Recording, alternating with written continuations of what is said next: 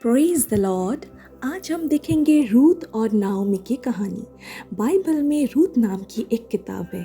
इस किताब में रूथ और नाओमी नाम की दो औरतों के बारे में बताया गया है। वे उस समय जीती थी जब इज़राइल में न्यायी हुआ करते थे।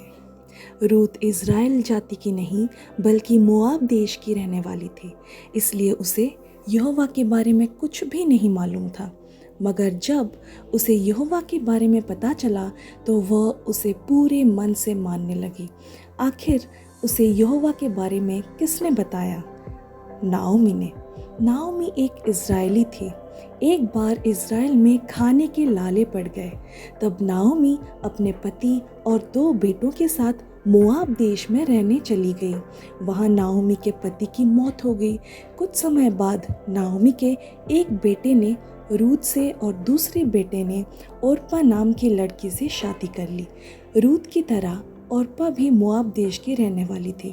10 साल बाद नाओमी के दोनों बेटे भी मर गए।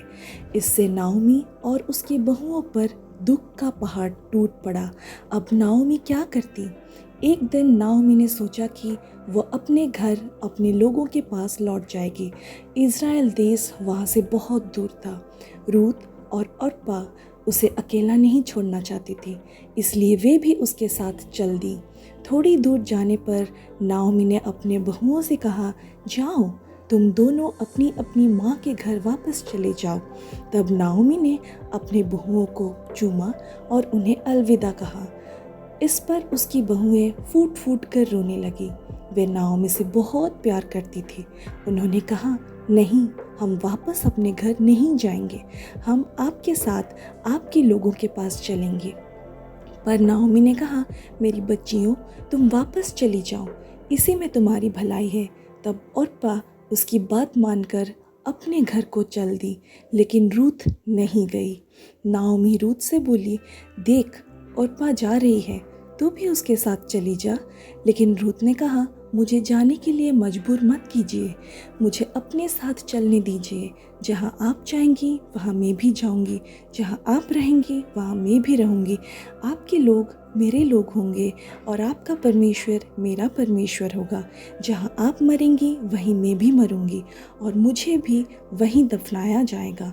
रूथ की ये बातें सुनकर नाओमी ने उसे फिर लौट जाने के लिए नहीं कहा। आखिरकार रूथ और नाओमी इज़राइल देश पहुंच गई और वहीं रहने लगी। उस समय वहाँ जो कि फसल की कटाई हो रही थी, इसलिए रूथ फौरन खेतों में जाकर जो कि बालों को बिनने लगी। बोअज नाम के आदमी ने उसे अपनी खेतों में बालें बोते हुए देखी। मालूम है बोअज की माँ कौन है? राहब, जो यरीहो की शहर में थी। एक दिन बोअज ने रूथ से कहा, मैं तुम्हारे बारे में सब कुछ जानता हूँ।